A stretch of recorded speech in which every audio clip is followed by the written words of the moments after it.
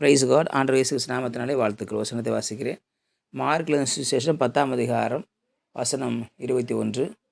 உன்னிடத்தில் எனக்கு ஒரு குறை உண்டு, நீ போய் உனக்கு உண்டான எல்லாவற்றையும் விற்று தரித்திரருக்கு கொடு. இன்னைக்கு ஆண்டவர் இயேசு கிறிஸ்து அந்த ஆஸ்தியுள்ள வாலிபனை பார்த்து ஒரு வார்த்தை சொல்கிறார். இதுவரைக்கும் இயேசுவோடு கூட நின்று பேசி கொண்டிருந்தான். நித்திஜனம் வேண்டும் ஆண்டவரே என்று கேட்க பொழுது கூட இருந்தான்.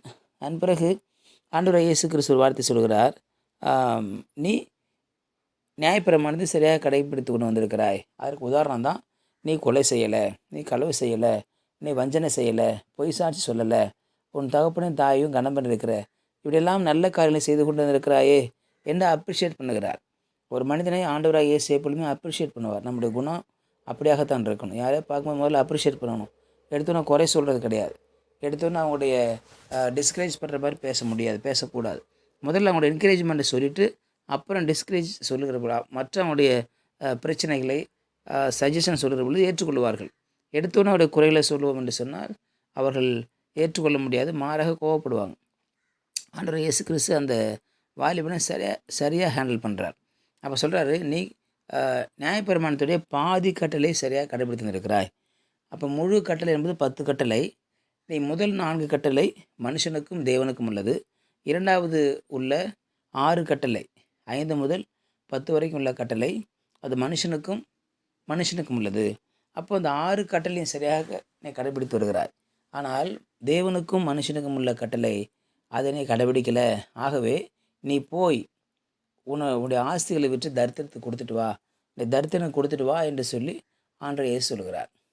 அப்போது உன் தேவனுக்கு அன்பு கூறுவாயாக, மேலே வானத்திலும் கீழே பூமியின் கழுத்திலும் உனக்கு ஒப்பான சுரமும் இருக்க வேண்டாம். அப்போ தேவனுக்கு ஒப்பான சுரமும் இருக்க வேண்டாம். அப்போ தேவன் ஒருவரே கர்த்தர் என்று இருக்கிற முதல் இந்த 4 கற்பனையை இந்த வாலிபன் கடைபிடிக்கலை என்பதை அவர் சுட்டி காட்டுகிறார். ஆகவே தான் அதையும் நீ கடைபிடிக்கணும். உனக்கு பிடிச்சது மட்டும் நீ கடைபிடிச்சு போகிறதல்ல. ஏன்னா அந்த வாலிபனுக்கு ஒரு கொலை செய்யணும் என்கிற அவசியம் கிடையாது. காரணம் பணம் இருக்கிறது. இவன் பொய் சாட்சி சொல்லணும் என்கிற காரணம் கிடையாது. இவன் செஞ்சு ஆகணும், பொய் சாட்சி சொல்லணுன்றது கிடையாது, விபச்சாரம் பண்ணணுன்றது கிடையாது. காரணம் பணம் இருக்குது இவருக்கு. ஆக பணத்தை வைத்து கொண்டு இவன் எல்லாவற்றையும் திருப்தியாக வாழ்ந்ததுனால இவன் குறுக்குவழியில் சம்பாதிப்பதற்கு எதுவும் செய்ய வேண்டிய அவசியம் இல்லை. ஆனால் தேவனுடைய அன்பு என்ன என்றால், இவனுக்கு உண்டானவற்றை, தேவனுடைய அன்பு என்பது இவனுக்கு உண்டானவற்றை என்ன பண்ணணும், விற்று நீ தரித்திரருக்கு கொடு. உனக்கு உண்டான சொத்துக்களை, ஆஸ்திகளை விற்று நீ தரித்திரருக்கு கொடு.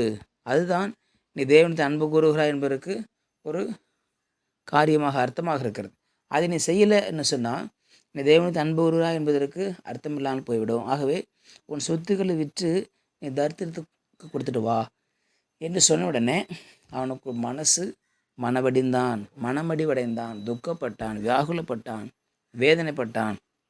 பைபிளில் நமக்கு பிடிச்ச வசனத்தை மட்டும் பின்பற்றுவது என்பது வேதத்துக்கு கீழ்ப்படுவது கிடையாது. நமக்கு பிடிக்காத, முடியாத, ஆகாத அந்த வசனங்களையும் கோடிட்டு அவைகளை நாம் செய்வதற்கு முயற்சி பண்ண வேண்டும். அப்படி முயற்சி செய்து பண்ணால்தான் அதுதான் கீழ்ப்படுதல். வசனத்துக்கு பாதி கீழ்ப்படுதல் கிடையாது. ஒருத்தவங்க ஒரு காரியம் சொல்கிறாங்கன்னா 10 காரியம் சொன்னால் 10க்கும் கீழ்ப்படுவது கீழ்ப்படுதல்.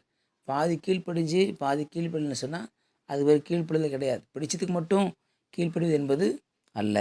இவன் தனக்கு பிடித்தது, தனக்கு முடிந்தது மட்டும் இவன் கீழ்ப்படுகிறான், மற்றவர்களின் கீழ்ப்படியலை.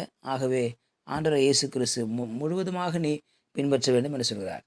ஆகவே தான் சொல்ல, சின்ன வயது முதல் எல்லாம் பின்பற்றி வந்திருக்கிறேன் ஆண்டவரே, நான் சின்ன வயசுலேருந்தே நல்லவன் தான், நான் சின்ன வயசுலேருந்தே கற்பனைலாம் கைக்கு வந்திருக்கிறேன் அப்படின்னு சொன்ன உடனே அவனுக்கு சந்தோஷமாயிடுது. ஆனால் அடுத்த வார்த்தை அவனை துக்கப்படுத்துகிறது. அதுதான், நீ உன் ஆஸ்திகளை விட்டுட்டு வா, தேவனுக்கு அன்பு கூறுகிறாய் என்று சொன்ன என்ன அர்த்தம், உன்னிடத்தில் உள்ளவர்களை பிறகும் கொடு, உன்னை நேசிப்பதில் பிறனை நேசிக்க வேண்டும். அப்போ அவங்களுக்கு கொடு என்கிற அந்த காரியம் சொன்ன உடனே அவனுக்கு மனதுக்கு துக்கம் நிறைந்தது, அவருடைய மனசில் வேதனை நிறைந்தது, அவருடைய மனதில் மிகப்பெரிய ஒரு மனமடிவு ஏற்பட்டது என்று வேதத்தில் வாசிக்கிறோம். ஆகவே அவன் அந்த இடத்தை விட்டு துக்கத்தோடே போய்விட்டானான். வரும்போது சந்தோஷமாக வந்தான், போகும்போது துக்கத்தோடு போனான். இயேசுடைய துக்கமாக வந்தவன் தான் சந்தோஷமாக போயிருக்காங்க. ஆனால் இங்கே வித்தியாசமாக ஒரு சம்பவம் நடக்கிறது. சந்தோஷமாக வந்தவன் துக்கமாய் போகிறான், சந்தோஷமாக வந்தவன் மனமடிந்து போகிறான். காரணம் என்ன என்று சொன்னால், அவன் சுமந்து வந்த அந்த பாவத்தை சுமந்து கொண்டே போகிறான். சுமந்து வந்த தவறை சுமந்து கொண்டே போகிறான். அதை இறக்கி வச்சுட்டு போயிருந்தானா அவன் சந்தோஷம் போயிருப்பான்.